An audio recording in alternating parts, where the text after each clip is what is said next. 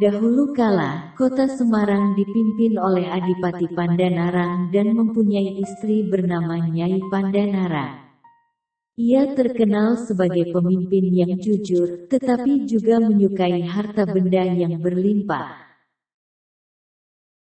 Sifat kurang baik Adipati ini terdengar oleh Sunan Kalijaga, seorang wali yang arif dan bijaksana. Sunan Kalijaga berniat mengingatkan Pandanarang dengan menyamar sebagai tukang rumput. Ketika lewat di halaman kabupaten, Adipati Pandanarang berniat membelinya, tapi ia menawar rumput dengan harga yang sangat murah.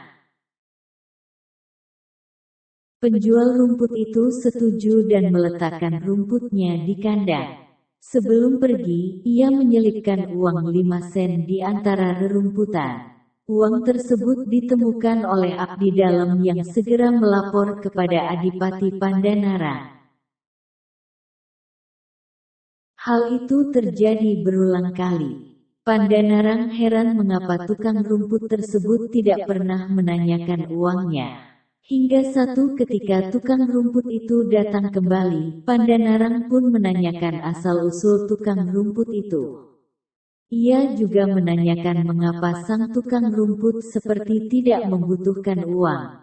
Tukang rumput menjawab bahwa ia bisa mendapatkan emas dengan sekali cangkulan tanah. Ia tidak membutuhkan benda-benda duniawi, karena semuanya tidak abadi.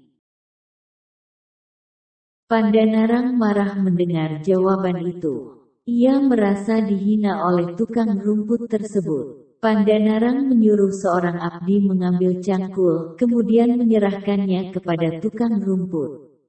Seketika tukang rumput tadi mengayunkan cangkulnya ke tanah. Dan ternyata, kata-kata orang itu benar. Ada emas permata di dalam tanah. Adipati Pandanarang sangat terkejut melihat pemandangan di hadapannya. Seketika ia merasa sangat kerdil dalam hatinya. Hai Pandanarang, aku adalah Sunan Kalijaga. Setelah mendengar kata-kata itu, Pandanarang langsung meminta maaf atas kekasarannya. Sunan Kalijaga lalu meminta Pandanarang untuk melepaskan kegemarannya pada harta duniawi. Pandanarang mengungkapkan kepada istrinya bahwa ia ingin berguru kepada Sunan Kalijaga. Istri Pandanarang menyetujui dan menyatakan bahwa ia ingin mengikuti sang suami. Kau boleh ikut, tetapi ingatlah kita tidak boleh membawa barang-barang yang kita miliki. Berikan barang-barang itu kepada fakir miskin. Namun sang istri tak rela meninggalkan harta bendanya dan menyerahkannya kepada fakir miskin. Ia meminta suaminya untuk berangkat ibih dulu. Lalu, perempuan itu menyembunyikan emas dan permata di dalam tongkatnya yang terbuat dari bambu. Pandanarang pun menyusul Sunan Kalijaga. Namun di tengah perjalanan, mereka dihadang oleh 3 orang penyamun yang berniat merampas harta benda mereka. Kami tidak membawa apa-apa, tapi jika kau ingin barang berharga, tunggulah. Sebentar lagi, akan lewat seorang perempuan tua. Cegat dia, kau akan mendapatkan emas permata dalam tongkat bambunya. Tak berapa lama, muncullah Nyai Pandanarang yang berjalan terlatih dengan tongkat bambu.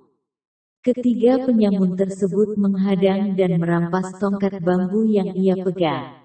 Nyai Pandanarang pun tidak dapat berbuat apa-apa selain merelakan hartanya dirampas.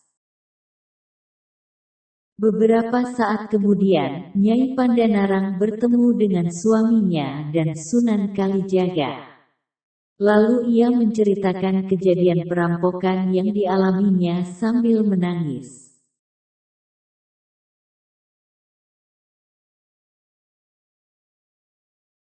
Kau tidak mendengarkan kata-kata suamimu. Untuk berguru denganku, kalian harus meninggalkan harta duniawi. Jadi, kejadian ini adalah salahmu sendiri. Ada 3 pihak yang melakukan kesalahan di sini, yaitu kau sendiri, suamimu dan para penyamun itu.